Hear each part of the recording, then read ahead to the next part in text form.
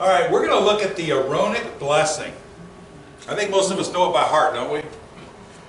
May the Lord bless you and keep you. I think I actually have it here. The Lord bless you and keep you. The Lord make his face to shine upon you and be gracious to you. The Lord lift up his countenance upon you and give you peace. It's beautiful. It tells us a lot. But notice some of these words in here. Bless. Abstract or concrete? Abstract. So we need to find the concrete meaning, which we already have. We've actually talked about that word. Gracious, countenance, peace. These are abstract ideas. But the object of doing Hebrew word studies is to get the fuller meaning of the words that are used in the text. So each Hebrew word in this text has a certain meaning that Hebraically has a very expanded meaning. It means more than just a simple idea. Let's get into some examples here. In Hebrew, this is Yevarechecha Yahweh vayishmarecha Yair Yahweh panav alecha bichonecha Yisha Yahweh panav alecha veyasim lecha shalom. So what we're going to do is take a look at every single one of these words and break them down and take a look at them. The first one, Yevarechecha. This is the verb barach, which we talked about yesterday. That means literally to kneel. To kneel. Berach, the noun, berach means knee. Means a knee. So literally this means to kneel down. As we talked about it yesterday, it has the idea of kneeling down in respect to another. I talked about Yahweh blessing us. It's literally or figuratively kneeling before us and giving us respect. Here we have a picture of camels kneeling down. So this means to kneel down in respect. Yahweh, we've talked about that. Yod-Heh-Vav-Heh, won't go into that. Vayishmarecha. Vayishmarecha. This is the word shamar. We talked about that. The hedge of protection of thorns. The shepherd would be out, made a corral, put thorn bushes on top of it. Those thorns would protect the flock at night from predators.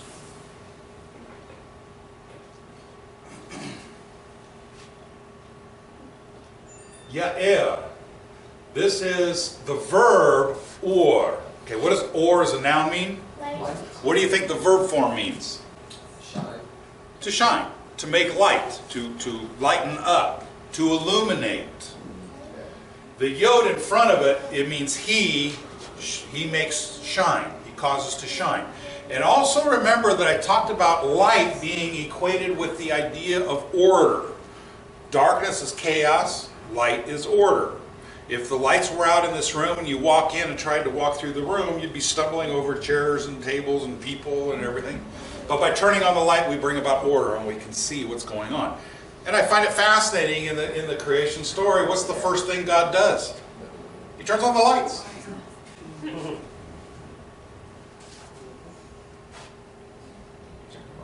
on the phone.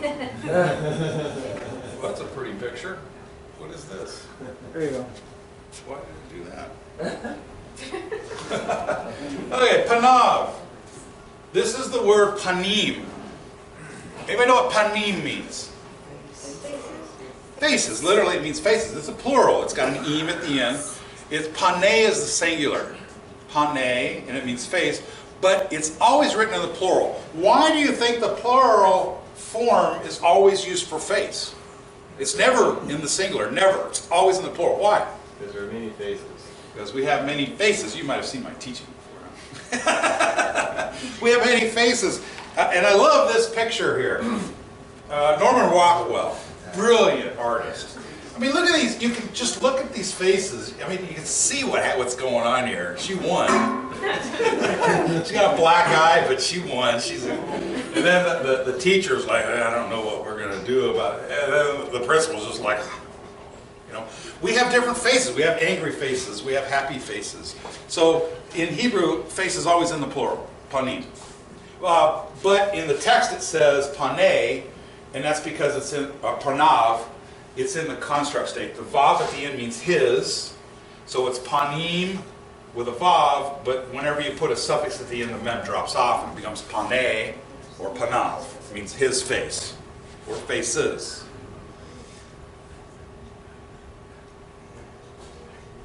I guess I didn't. Elecha just means to you.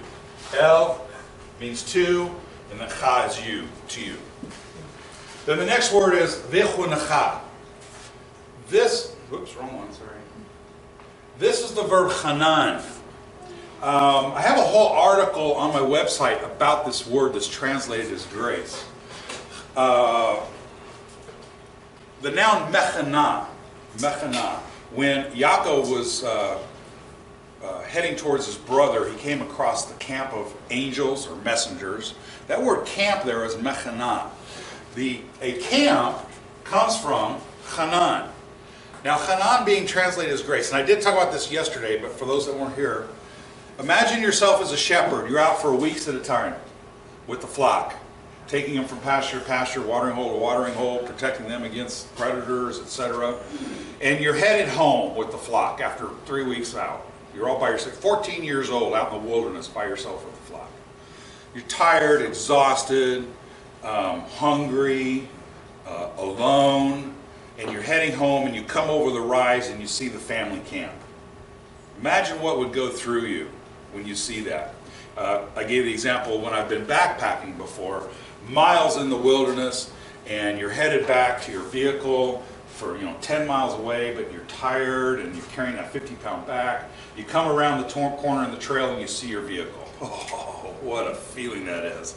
Well, that's what Hanan is. It's that feeling of being home, where there's protection and love, being nurtured, all of that. That is what Hanan is. So just translating Hanan as gracious is a disservice to the Hebrew language, because it's that whole concept of guardian, or being protected, being cherished, nurtured at home, companionship, all of that.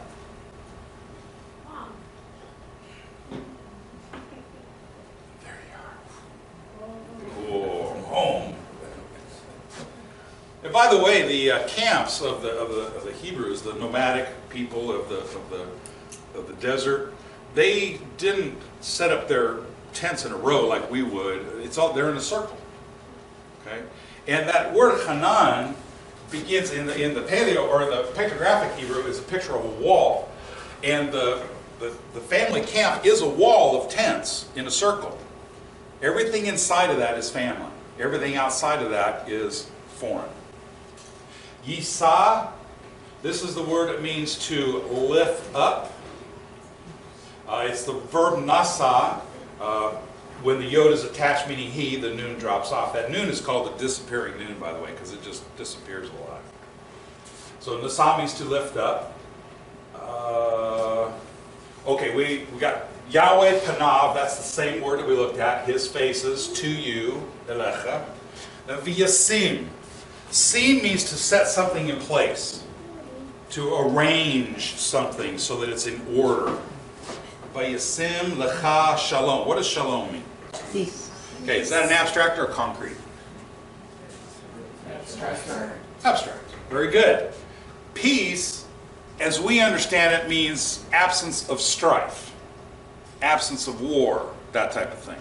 The Hebrew word shalom comes from the verb shalom.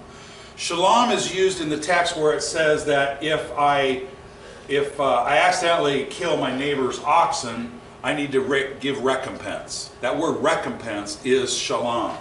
In other words, my neighbor, when I kill his ox, he's not whole anymore. He's missing something. And I have to fill that vacancy and make him whole again. So I either give him another ox or I give him money to replace the ox. Now he's whole again. So shalom literally means to make something whole and complete. So shalom is to be in a state of wholeness and completeness. When Psalm says, Shalu Shalom Yerushalayim, what does that mean? Pray for the peace of Yerushalayim. And the word shalu means ask, request. It doesn't really mean pray, it means to request something. Shalu, you all request that Jerusalem be shalom, be whole and complete. Is Jerusalem whole and complete right now? No, sir. No. missing many things. The Mashiach, it's not complete. But so we are requesting that it become complete and whole. And we have a picture here of a windmill. Anything missing? Yeah, the vanes. So is that a functioning windmill? No. Is it shalom? No. No, it is not shalom. It's not complete. So we have just looked at each of these Hebrew words in the Aaronic blessing in depth to understand them from a Hebraic perspective. So now what we're going to do is we're going to retranslate the Hebrew into English, but with the fuller meaning of the Hebrew words. Okay, you ready? How many have seen this before on my website, or anybody? Okay, a few of you have. All right, get ready. Get your seatbelts on. Yahweh will kneel before you presenting gifts and will guard you with a hedge of protection. Yahweh will illuminate the wholeness of his being towards you, bringing order, and he will give you comfort and sustenance. Yahweh will lift up his wholeness of being and look upon you, and he will set in place all that you need to be whole and complete. Let it be so. The English translations are okay, but the analogy would be like if I said, I'm going to take you all to dinner. You have a choice. I'll either take you to McDonald's or a 5-star restaurant. Which would you prefer? The 5-star. Why the 5-star restaurant? You can get food at both places. Yeah, but there's more variety. More variety, more quality, more atmosphere. Yes, okay, yeah. So reading the Bible in English and using an English dictionary to define the words is like going to McDonald's. You'll get food, sort of food. Not really food. Unkosher, GMO, sugar-laden, high fructose corn syrup food.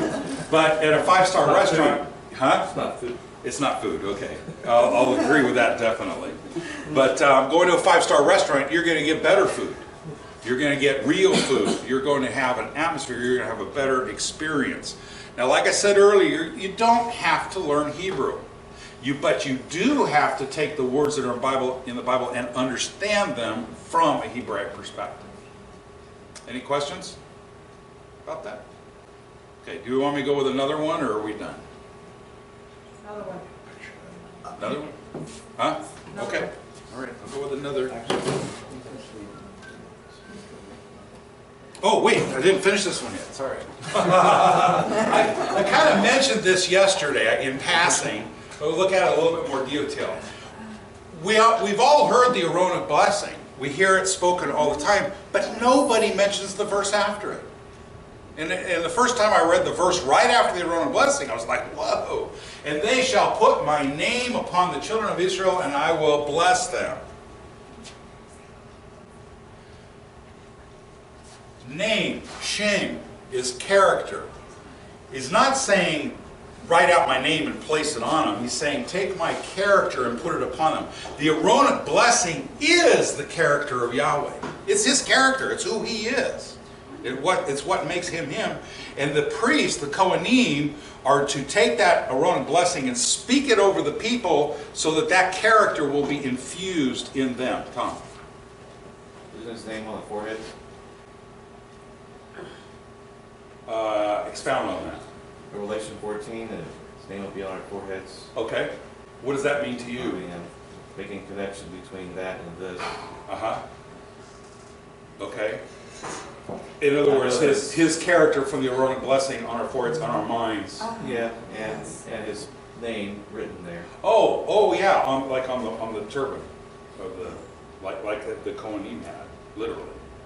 Yes, very good. By the way, the mind. This is not the mind in Hebrew thought. Where's the mind? Point to your mind in Hebrew thought. Where's the mind? What? Right here, the heart. That's right. This is the lev is the mind. This is the mind in the Hebrew thought. Your kidneys, that's your emotions. Your gut, that's your subconscious. Okay? I have a teaching. I'm not going to do it here, but I do have a video on YouTube, the anatomy of Hebrew anatomy. and how each of the different organs are a seat of different parts of our consciousness in the Hebrew thinking. Interesting, the brain doesn't play any aspect in ancient Hebrew. The brain is not even non-existent. I'm definitely Hebrew then.